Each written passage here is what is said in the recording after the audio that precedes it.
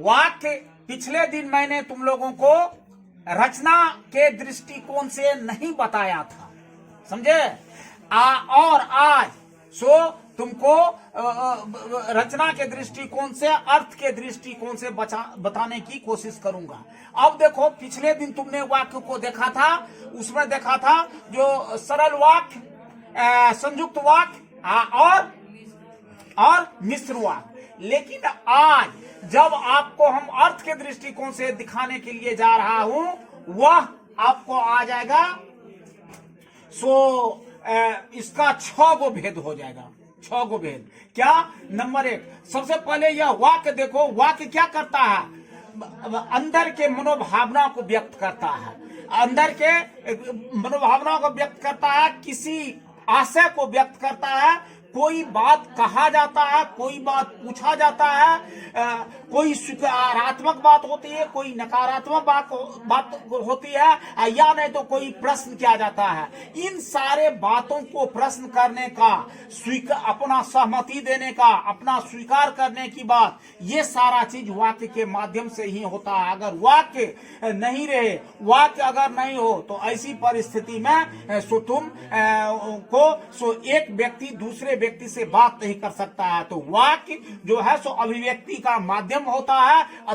कोई भी बात की सूचना, स्वीकृति, ना स्वीकृति, आदेश, प्रश्न करने की बात सब वाक्य के माध्यम से होता है। तो इन सारे बातों का अवलोकन करते हुए वाक्य को 6 भाग में बांटा गया है।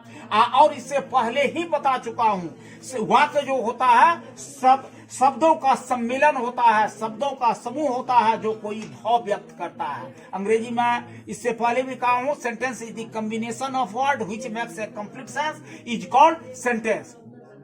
इस तरह से स्वीकारात्मक, नकारात्मक, आज्ञा, कोई सत्यनुमा बात या कोई प्रश्न करने की बात, इन सारे बातों को अवलोकन करते हुए वाक्य को तुमको 6 भेदों में बांटा गया है। नंबर 1 है आपको निश्चयवाचक वाक्य। निश्चयवाचक वाक्य क्या होता है? निश्चयवाचक वाक्य या विधानवाचक वाक्य इसको कहा जाता है, जिसमें किसी बात की स्वीकृति दी जाती है, कोई साधारण भाव से कहा जाता है, उसे कहा जाता है निश्चयवाचक वाक्य। जैसे हम इसमें बताना चाहूंगा, जैसे राम खाता है, सुरेश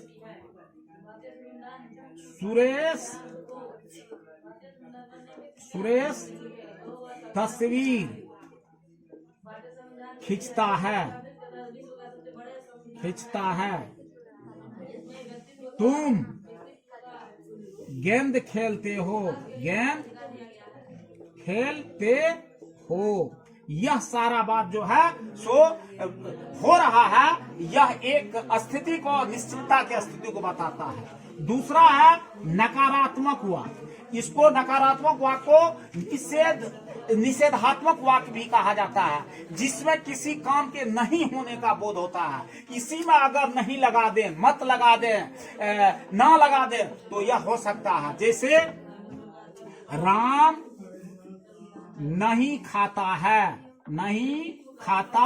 है। इसके बाद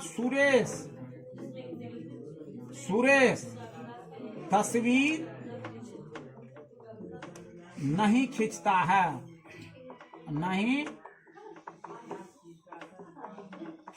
है। इसके बाद तुम गेंद नहीं खेलते हो।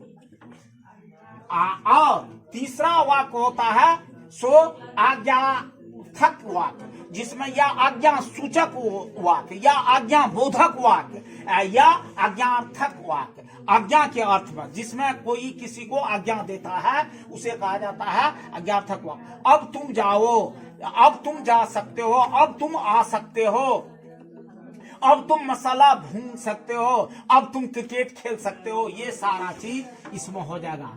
अब तुम जा सकते हो,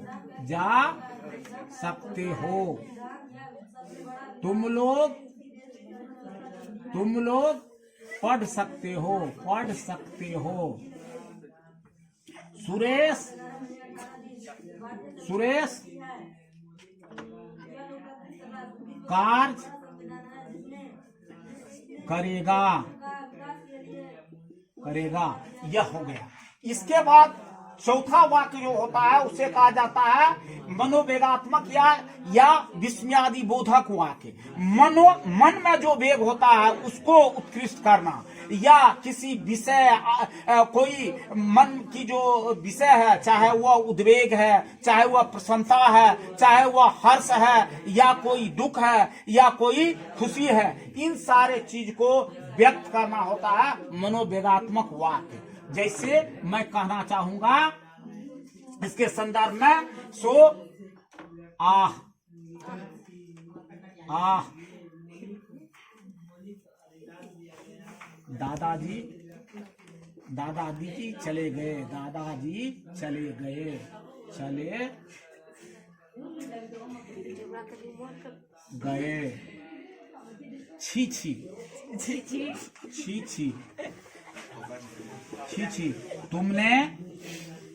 तुमने शिक्षक को बदनाम किया, शिक्षक को बदनाम किया, बदनाम किया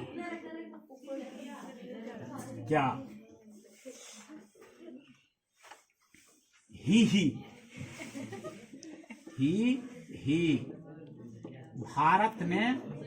भारत ने विश्व कप जीत लिया, विश्व कप जीत लिया। इसके बाद आप देखो, एक होता है प्रश्नवाचक वाक्य। प्रश्नवाचक वाक्य क्या होता है? इसमें प्रश्न करने की बोध होता है, कब, कहाँ, क्यों, कैसे, ये सारी चीजों से जो प्रश्न किया जाता है तो यह हो जाता है प्रश्नवाचक वाक्य। प्रश्नवाचक वाक्य का तुम क्यों दौड़ते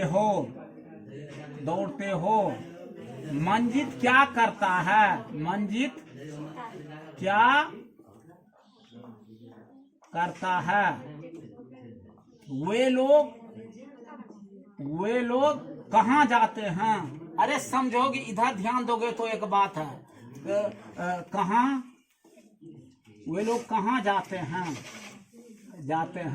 ये देखो, पहले क्या आ रहा है, क्यों, क्या और कहाँ। तो कहाँ, कब, क्यों, कैसे, ये सारे प्रश्न का जो बात आती है तो उसे कहा जाता है प्रश्नवाचक वाक्य।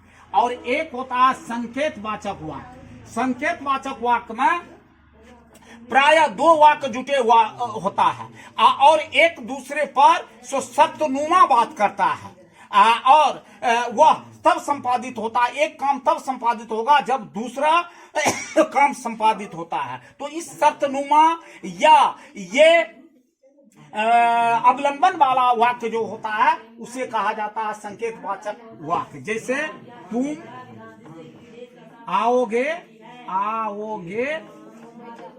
तो मैं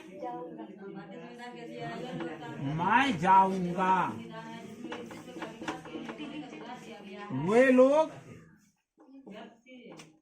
लोग खाएंगे तो हम लोग खाएंगे, जब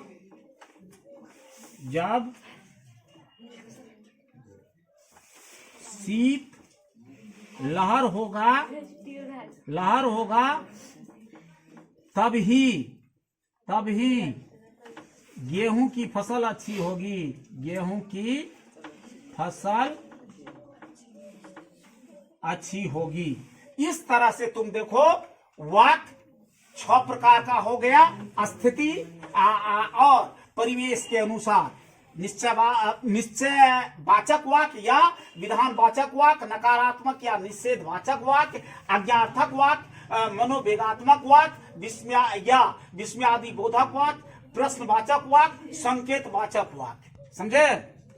वही का सब फोटो ले, सब मुंह एना का झाँपल के कहीं हमर मुंह तो